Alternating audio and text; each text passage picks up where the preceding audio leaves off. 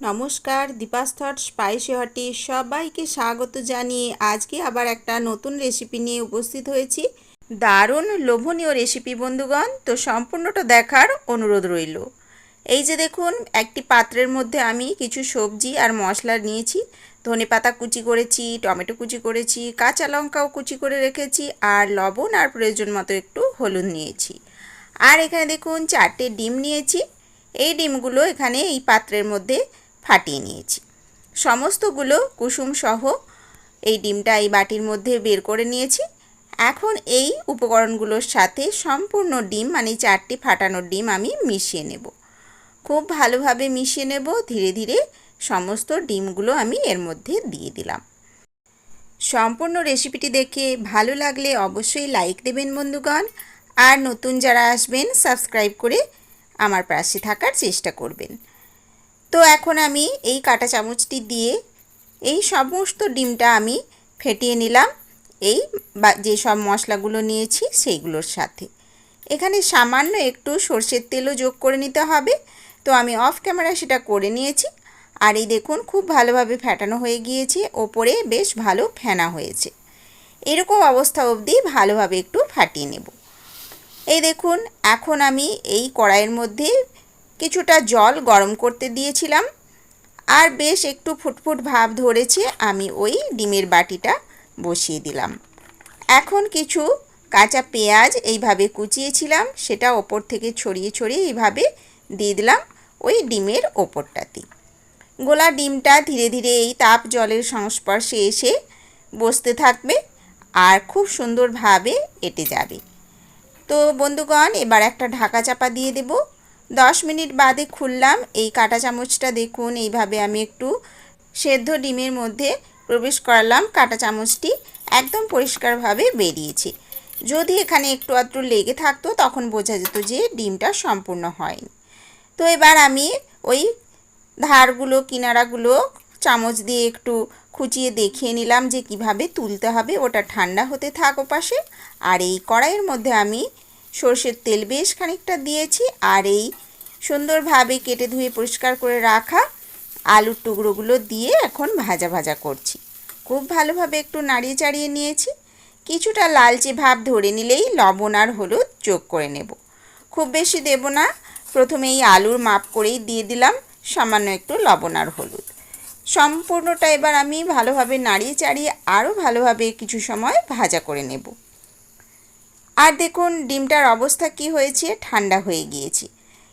এই রকম অবস্থা আসলেই আমি এবার ধীরে ধীরে কেটে টুকরো করে নেব। আমি এখানে খুন্তির সাহায্য নিয়েছি, এখানে আপনারা ছুরি দিয়েও করে নিতে পারেন।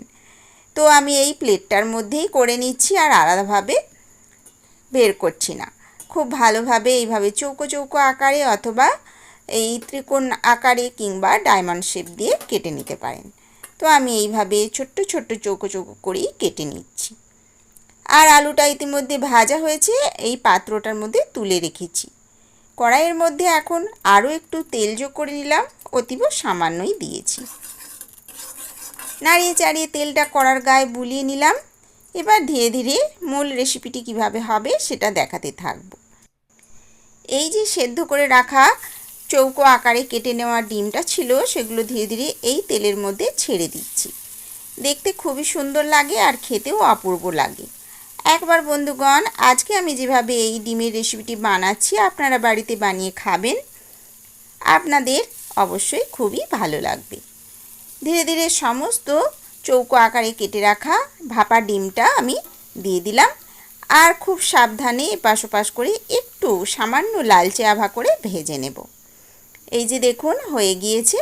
এবার ধীরে ধীরে এবার একটু নাড়িয়ে চাড়িয়ে নিচ্ছি খুন্তি দিয়ে, তারপর আমি পাত্রের মধ্যে তুলে রেখে দেব।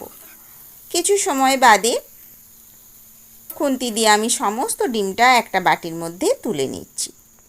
টমেটো কুচিগুলো দেওয়া হয়েছে বলে দেখতে বেশ সুন্দর লাগছে, আর ধনেপাতা সবুজ সবুজ আর লাল লাল টমেটো টুকরো, এগুলো দেখতে ডিমটাকে অপূর্ব বানিয়েছে। খেতেও খুবই ভালো লাগে। এখানে আপনারা ইচ্ছে হলে সামান্য একটু মরিচ গুঁড়োও যোগ করে নিতে পারেন। আজকে আমি কাঁচা লঙ্কা দিয়েছি, তাই মরিচ গুঁড়ো আর দিলাম না। তো দেখুন সম্পূর্ণটা হয়ে গিয়েছে। এবার কড়ার থেকে পুরোটাই তুলে নিলাম বাটির মধ্যে, আর কড়াইয়ের মধ্যে আবার অল্প করে একটু সর্ষের তেল যোগ করলাম। তেলটা সামান্য গরম হয়ে গিয়েছে, এর মধ্যে যোগ করে দিয়েছি বেশ খানিকটা গোটা জিরে। খুন্তি দিয়ে নাড়িয়ে চাড়িয়ে নিলাম। এখানে ইচ্ছে হলে একটা তেজপাতা দেওয়া যেতে পারে, আজকে আমি তেজপাতার ব্যবহার করছি না। এখন আমি কুচিয়ে রাখা এই পেঁয়াজের টুকরোগুলো যোগ করে নিলাম। তারপর নাড়িয়ে চাড়িয়ে একটু ভাজাভুজি করে নেব। রেসিপিটি সহজ কিন্তু খেতে অসম্ভব সুন্দর লাগে। বিভিন্নভাবে ডিমের রেসিপি আগে বানানো হয়েছে, আজকের এই যে ডিমের রেসিপিটি বানাচ্ছি এটা সুস্বাদু হয়, একটু ভিন্ন ধরনের খেতে লাগে। তো যাই হোক, কথা বলতে বলতে পেঁয়াজটা ভালোই ভাজা হয়েছে। দুই সাইডে একটু পেঁয়াজটা সরিয়ে নিয়েছি, আর মাঝখানের ওই সামান্য তেলের মধ্যে রসুনটাকে একটু বড় বড় করে কুচিয়েছিলাম আর আদাটাকেও একটু বড় বড় করে কুচিয়েছিলাম, ওই দুটো যোগ করে দিয়েছি। আর সমস্তটা একসাথে এবার নাড়িয়ে চাড়িয়ে ভেজে নেব। এখন অল্প করে একটু সর্ষের তেল আবার যোগ করে নিলাম। আজকে রেসিপিতে তেলটা অল্প অল্প করে বারবার ধরে যোগ করে করে আমি রান্নাটি করছি। বন্ধুগণ, রান্নাটিতে আমি পেঁয়াজ, আদা, রসুন এগুলো কুচিয়ে ব্যবহার করেছি। এখানে আপনারা শিলনোড়া অথবা মিক্সিতে মিহি করে বেটেও ব্যবহার করতে পারেন। তো কিছু সময় নাড়া ভাজা হয়ে গিয়েছে সমস্তটা, তো আমি এখন ওর মধ্যে যোগ করে দিলাম লবণ আর হলুদ বাটনার আন্দাজে। তারপরে দিয়ে দিচ্ছি সরু করে কেটে রাখা টমেটোর টুকরো। আজকে আমি 3টে ছোট ছোট টমেটো নিয়েছিলাম, সেটা এইভাবে টুকরো করেছি, একটু লম্বা আকারে বড় বড় আকারেই করেছি। একসাথে সমস্তটা এবার নেড়ে ভেজে নিলাম। এখন এবার একটু ঝালের দরকার, সেই জন্য একটু ঝাল লাল লঙ্কার গুঁড়ো যোগ করে নিলাম। তারপরে দিয়ে দিচ্ছি জিরে গুঁড়ো। জিরে গুঁড়োটা 1 চামচের মতো নিয়েছি, আর ধনে গুঁড়োটাও নিয়েছি 1 চামচের মতো। 4টে ডিম রয়েছে, ইচ্ছে হলে যে যেমন মশলাটা খেতে চাইবেন কমিয়ে বাড়িয়ে নেবেন। তো এখন আমি সমস্তটা এবার ভালোভাবে একটু নেড়ে ভেজে নিচ্ছি। সাথে সাথে যোগ করে দিচ্ছি আলুর টুকরোগুলো। আলুটা তো একটু নাড়া ভাজা হয়েছে কিন্তু সেদ্ধ হয়নি, তাই আমি এই মশলার সাথে আরও একবার কষিয়ে নিচ্ছি।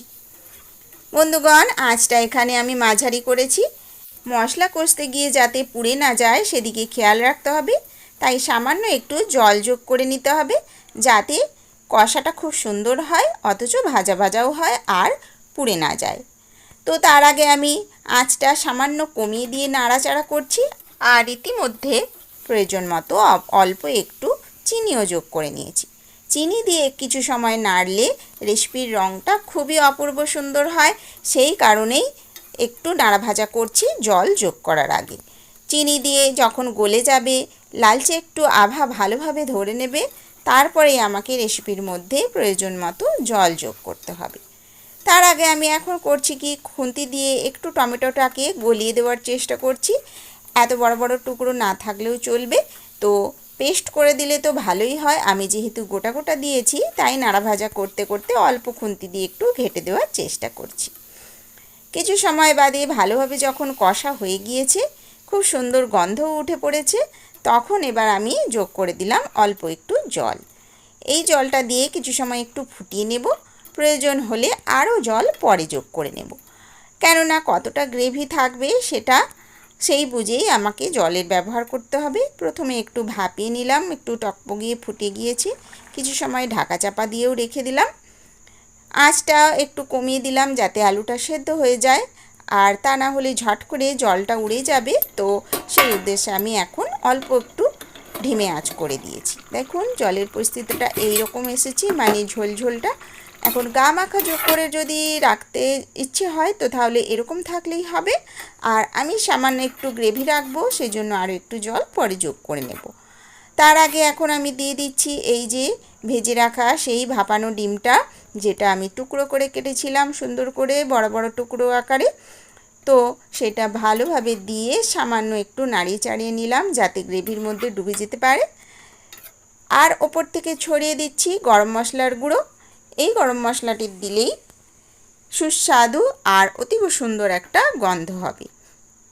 রেসিপি খেতে খুবই মন চাইবে, লোভনীয় হয়ে উঠবে। তো কিছু সময় আমি একটু ঘড়ঘড়িয়ে ফুটিয়ে নিলাম। এই রকম অবস্থায় আপনারা নামিয়ে নিতে পারেন। দেখুন গ্রেভিটা কত সুন্দর হয়েছে। মাঝ পথে আমি সামান্য একটু জল যোগ করে নিয়েছিলাম, সেটা আর আপনাদের দেখালাম না। এইরকম ঝোলঝোল অবস্থাতেই আমি নামিয়ে নেব। আর একেবারে গা মাখা করে খেতে চাইলে আর একটু আঁচ বাড়িয়ে জলটা শুকিয়ে নিলেই চলবে। তো ভাতে মেখে খাওয়ার সুবিধের জন্য এইরকম জলটা থাকবে। তো আমি আর আঁচটা বাড়িয়ে দেব না, এই রকম অবস্থা হলেই এবার আমি রান্নাটি সমাপ্ত করে নেব। ধনেপাতার কুচিগুলো ওপর থেকে ছড়িয়ে দিলাম যাতে দেখতে ভালো লাগে আর খুব সুন্দর একটা গন্ধ উঠবে। তো খুব ভালোভাবে ওপর থেকে একটু ছড়িয়ে ঢাকা চাপা দিয়ে রেখে দেব। সামান্য একটু আঁচ বাড়িয়ে অল্প একটু জল শুকিয়ে নিলাম। এবার আঁচটা সম্পূর্ণ বন্ধ করে দিয়েছি আর দেখতে এখনই কত সুন্দর লাগছে। সবশেষে কিছু সময় 2-3 মিনিট হয়েছে কি হয়নি, আঁচটা নিভিয়ে দেওয়ার পর আমি লেবুর রস যোগ করে নিচ্ছি। খুব সুন্দর গন্ধ হয় আর স্বাদটা অসম্ভব সুন্দর বেড়ে যায় যদি এই লেবুর রসটা ওপর থেকে সবশেষে ছড়িয়ে দেওয়া হয়। তো বন্ধুগণ, 4-5 টুকরো লেবুর রস আমি ধীরে ধীরে সম্পূর্ণটা চেপে চেপে এইভাবে মাখিয়ে নিলাম, ছড়িয়ে দিলাম ওপর থেকে। তারপর কি আর করতে হবে, খুন্তি দিয়ে হালকাভাবে একটু নাড়িয়ে চাড়িয়ে নেব যাতে সম্পূর্ণটাতে মিশে যায়। আজকের রেসিপি দেখে কেমন লাগলো অবশ্যই বলবেন বন্ধুগণ।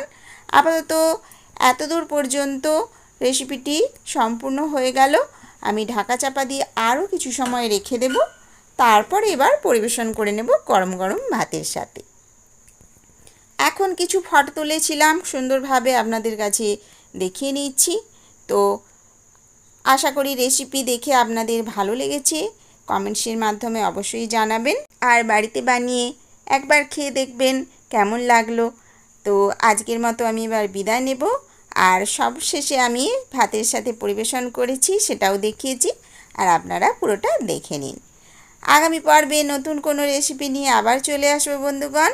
ততক্ষণ আমার চ্যানেলের আরও যেসব রেসিপি রয়েছে সেগুলো ঘুরিয়ে ফিরিয়ে আপনারা দেখতে পারেন। তো আজকের মতো বিদায় নিচ্ছি। সবাই ভালো থাকবেন, সুস্থ থাকবেন আর ডিমের সুন্দর রেসিপি বানিয়ে খেতে থাকবেন। তো সবাইকে অনেক ধন্যবাদ।